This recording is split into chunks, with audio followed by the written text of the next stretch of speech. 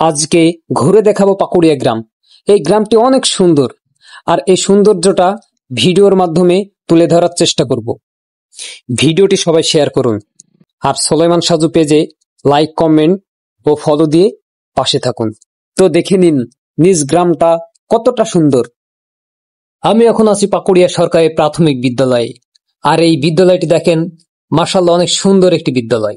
এই বিদ্যালয়ের সামনে রয়েছে একটা সুবিশাল খেলার মাঠ, যেখানে বাচ্চারা খুব সুন্দরভাবে খেলাধুলা করতে পারবে। আর এই বিদ্যালয়ের প্রবেশ গেটটি দেখেন, মাশাআল্লাহ অনেক সুন্দর একটি গেট। বিদ্যালয়ের পাশে রয়েছে একটি টিউবওয়েল, যেখান থেকে বিদ্যালয়ের সকলেই সুপেয় পানি পান করে থাকে। এখানে খেলাধুলার জন্য কিছু সরঞ্জাম আছে, যেখানে বাচ্চারা খুব সুন্দরভাবে হাসি খুশির মাধ্যমে খেলা খেলে থাকে। এই বিদ্যালয়ের পাশ দিয়ে খুব সুন্দর একটা খাল বয়ে গেছে। একটা সময় ছিল এই খালে দেশীয় জাতের বিভিন্ন ধরনের মাছ পাওয়া যেত। এখন পর্যাপ্ত পানি না থাকায় সেরকম মাছ আর পাওয়া যায়নি। আমি এখন আছি পাকুড়িয়া লচিমন স্ট্যান্ডে। এখান থেকে লচিমন ও ইজি বাইক গুলো যাত্রী নিয়ে চিতলা হয়ে বাঁশবাড়িয়া যায়। পাকুড়িয়া গ্রামটি দুটি পাড়ায় বিভক্ত, একটা হচ্ছে পূর্ব পাড়া, অপরটি হচ্ছে পশ্চিম পাড়া। আমি এখন আছি পাকুড়িয়া পূর্ব পাড়া জামে মসজিদের সামনে। এটি একতলা বিশিষ্ট একটি মসজিদ, আর দেখেন মসজিদটি মাশাআল্লাহ অনেক বেশি সুন্দর। এটা হচ্ছে মসজিদের সামনের দিক, দেখুন একবার কতটা সুন্দর। এটা হচ্ছে এই মসজিদের অজুখানা। এখানে কিন্তু অনেকগুলো স্তম্ভ করা হয়েছে, যেখানে বসে আপনি অনায়াসে অজু করে নিতে পারবেন। আমি এখন আছি পাকুড়িয়া সেটুর বিলের ব্রিজের উপর, আর এই বিলটি দেখেন, মাশাআল্লাহ কতটা সুন্দর এই বিল।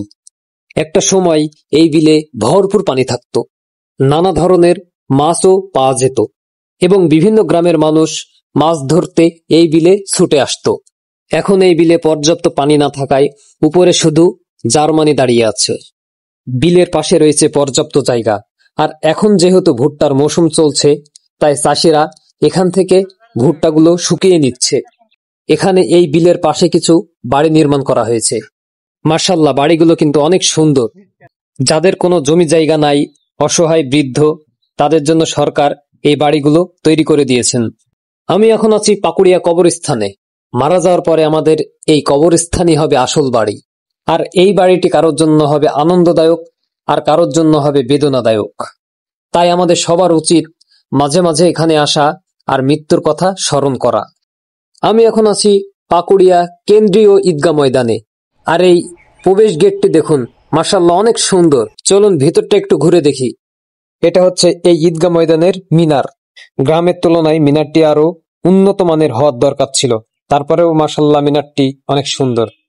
আমি এখন আছি পাকুড়িয়া প্রভু যিশুর গির্জার সামনে। এই গির্জাটি দেখেন, খুবই সুন্দর একটি গির্জা। সচরাচর এ ধরনের সুন্দর গির্জা খুবই কম দেখা যায়।